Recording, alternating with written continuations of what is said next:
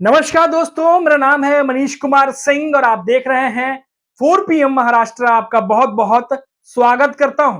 दोस्तों, महाराष्ट्र में इन दिनों देश के गृह मंत्री अमित शाह महाराष्ट्र के दौरे पर हैं और रायगढ़ पहुंचे हुए हैं, जहां महायुति के तमाम बड़े नेता मौजूद हैं। और इन सबके बीच में एक खबर आती है और साफ तौर पर इस खबर से ये पता चलता है कि एकनाथ शिंदे की शिवसेना और अजीत पवार की एनसीपी के बीच जो दरार है वो चरम पर पहुंचती दिखाई दे रही है। आपको बता दें कि एकनाथ शिंदे के दिग्गज नेता हैं, परिवहन मंत्री हैं।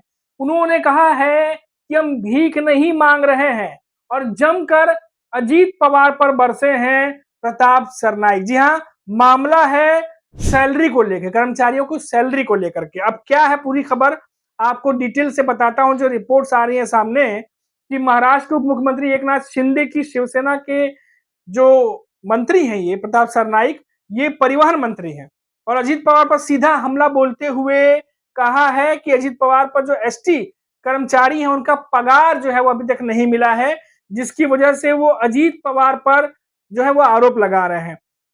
जो प्रताप सरनाईक है, उन्होंने कहा कि अन्य सरकारी कर्मचारियों की तर्ज पर एसटी कर्मचारियों को भी समय पर वेतन देना वित्त विभाग का जिम्मेदारी है, उनका काम है।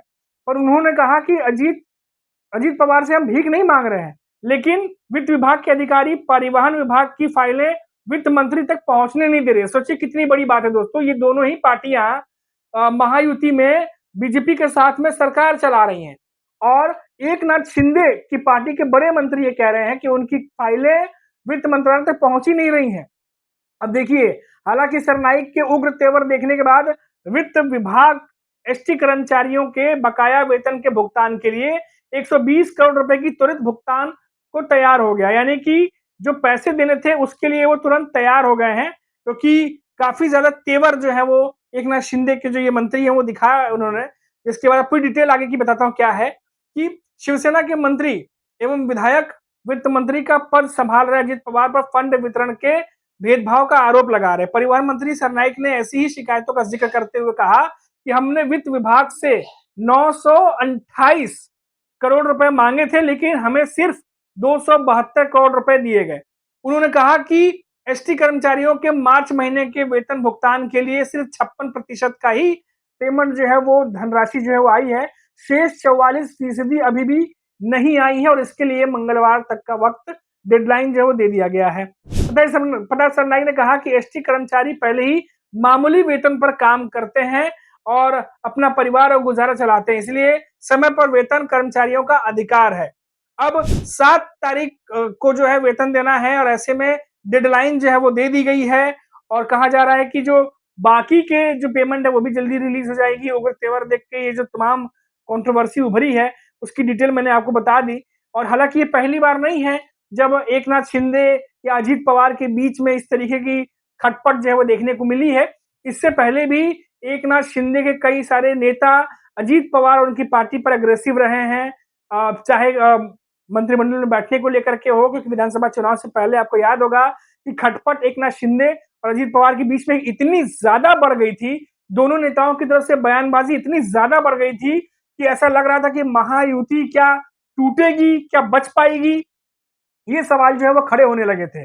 और अजीत पवार के नेता भी एग्रेसिव हो गए थे एकनाथ शिंदे के नेताओं पर, क्योंकि ये दोनों जो पार्टियां हैं वो हमेशा एक दूसरे के खिलाफ महाराष्ट्र में चुनाव लड़ी है। दोनों की विचारधारा जो है वो एक जैसी नहीं है और दोनों ही पार्टी के जो नेता हैं वो आए दिन भले ही आज एक साथ हो, लेकिन फिर भी कभी ना कभी एक दूसरे को निशाने पर रखते हैं। और अब देखिए कर्मचारियों का जो सैलरी को लेकर जो मामला उठा है, आखिर क्या वजह रही कि वित्तीय विभाग ने रिलीज नहीं किया पेमेंट उस समय, और अब जब ये तमाम बातें बढ़ी हैं, विवाद बढ़ा है, जब एकनाथ शिंदे के जो मंत्री हैं प्रताप सरनाईक परिवहन मंत्री है, उन्होंने सवाल खड़े किए हैं, तो उसके बाद जो है वो कहा जा रहा है कि अब रिलीज हो जाएगा। तो ये बहुत सारी बातें हैं दोस्तों, क्योंकि पहले भी ये बात चलती रही है कि क्या महाराष्ट्र सरकार पर जो रेवेन्यू है, जो लोन है, क्या वो बढ़ता जा रहा है, क्या लाडली बहन योजना चलाने के चक्कर में महाराष्ट्र सरकार पर बोझ जो है वो ज्यादा पड़ रहा है। क्योंकि बहुत सारे हमने देखा कि जो स्कीमें थी, जो योजनाएं थी, उसकी एनालिसिस की जा रही है। सीएम एकनाथ शिंदे जब हुआ करते थे उस दौरान जो प्रोजेक्ट चलाए गए उन प्रोजेक्ट की भी समीक्षा की जा रही है, कहाँ-कहाँ पर कटौती की जा सकती है, कहाँ-कहाँ बजट जो है वो बजट को वापस से वो किया जा सकता है कि इम्प्रोवाइज किया जाए, कहाँ पर कितनी कटौती की जाए, क्योंकि बहुत समय से ये देखा जा रहा है कि महाराष्ट्र में फंड को लेकर के बहुत ज्यादा कहानियां, बहुत सारी खबरें सुनने को मिल रही हैं। खासतौर से लाडली बहन योजना से पहले ही शरद पवार जैसे दिग्गज नेता और कई सारे दिग्गज नेताओं ने ये पहले ही आशंका जताया था कि जिस तरीके से महायुति चुनाव जीतने के लिए लाडली बहन योजना में पैसे खर्च कर रही है, आने वाले समय में महाराष्ट्र पर इसका बोझ बढ़ेगा और बिल्कुल वैसा ही होता दिखाई दे रहा है। पहले अजीत पवार जब बजट पेश करते हैं तो उसमें लाडली बहन योजना जो 46,000 करोड़ रुपए जिसकी जो प्रशस्त किया गया था उसको 36,000 करोड़ तक लाया गया, घटा दिया गया। फिर खबर आई कि 8 से 9 लाख जो महिलाएं थी जो लाडली बहन योजना में थी वो क्राइटेरिया में फिट नहीं हुई तो उनका नाम हटा दिया गया, वो भी कम हो गया। तो यानी कोशिश की गई कि कम खर्चा जो है वो खर्चे को कम किया जाए। उसके बावजूद जो बाकी की स्कीमें थी महाराष्ट्र में, जो बाकी परियोजनाएं थी उसमें भी कई सारों पे स्टे लगा दिया गया और अब ऐसे में जो कर्मचारियों के वेतन है उसको लेके भी डिले। सवाल खड़े होते हैं कि क्या महाराष्ट्र सरकार में अब वेतन देने के भी पैसे नहीं बचे हैं या फिर वजह कुछ और है। अब ये तमाम सवालों के बीच में हालांकि लड़ाई जारी है, अल्टीमेटम दिया गया है, डेडलाइन दिया गया, अब देखना होगा कि कब सुनवाई होगी। लेकिन महायुति की एक प्रमुख पार्टी दूसरे प्रमुख पार्टी पर निशाना साधती है, वो भी ऐसे समय पर जब बीजेपी के दिग्गज नेता महाराष्ट्र में आए हुए हैं, तो अपने आप में ध्यान तो जाता ही है।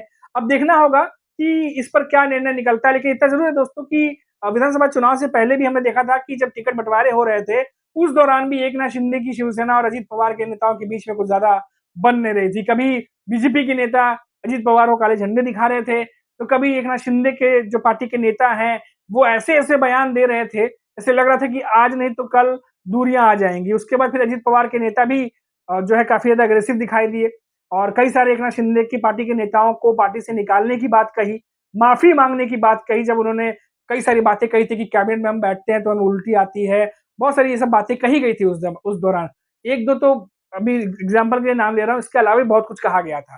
तो उस दौरान भी ये बात हुई थी और बहुत ज्यादा देवेंद्र फडणवीस के लिए भी मुश्किल हो गया था कि दोनों के बीच में सामंजस्य बना के चला कैसे जाए, क्योंकि दोनों के बीच में हमेशा से तलखियां बढ़ी रही हैं और सरकार बनने के बाद भी तलखियां अक्सर दिखी जाती हैं। भले ही वो जब एकनाथ शिंदे और अजीत पवार प्रेस कॉन्फ्रेंस में अगल बगल बैठे हों और एक दूसरे पर मजाक मजाक में कटाक्ष करना हो, या फिर दोनों के अलावा जो बाकी के सीनियर मंत्री हैं अगर वो एक दूसरे पर भी हमला करते हैं, उसमें अब महाराष्ट्र में कोई नई बात नहीं लगती है, क्योंकि सभी जानते हैं कि एकनाथ शिंदे अजीत पवार के बीच में जो मंत्री हैं उनके बीच में कुछ ज्यादा बनती नहीं है। अभी के लिए इतना ही दोस्तों, अब देखते रहिए 4 PM महाराष्ट्र। फिर लौटेंगे तो बात करेंगे किसी बड़ी खबर पर। तब तक के लिए इजाजत दीजिए, नमस्कार।